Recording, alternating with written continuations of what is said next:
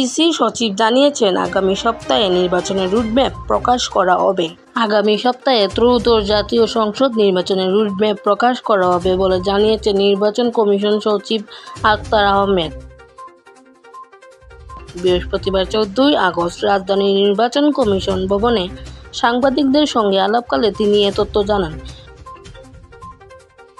EC সচিব বলেন, route map নিয়ে আজ কমিশনে আলোচনা হয়েছে। আগামী সপ্তাহে আনুষ্ঠানিকভাবে রুটম্যাপ প্রকাশ করা হবে। তবে কোন পদ্ধতিতে রুটম্যাপ তৈরি ও বাস্তবায়ন করা হবে সে বিষয়টি পরে বিস্তারিতভাবে জানানো হবে।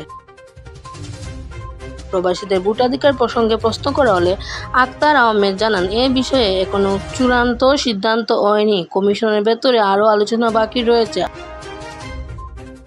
আলোচনার ফলাফল ও সিদ্ধান্ত পরবর্তীতে সাংবাদিকদের জানানো হবে বলে তিনি উল্লেখ করেন।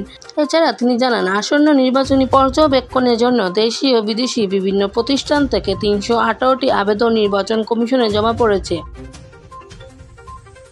বর্তমানে এসব আবেদন যাচাই বাছাই চলছে এবং যোগ্য প্রতিষ্ঠানগুলোকেই পর্যবেক্ষণের অনুমতি দেওয়া হবে।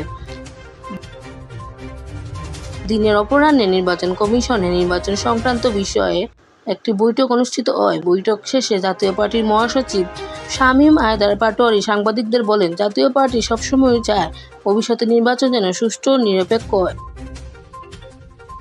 এবং সংবিধান অনুযায়ী অনুষ্ঠিত হয়। তিনি আরও বলেন, সুষ্ঠু ভোট পরিচালনায় বর্তমান সরকারের প্রতি তাদের দলের আস্থা রয়েছে। পাশাপাশি তিনি দলের ভেতরে একটি গ্রুপের পক্ষ থেকে ভারপ্রাপ্ত চেয়ারম্যান নিয়োগের ঘটনাকে অবৈধ বলে মন্তব্য করেন।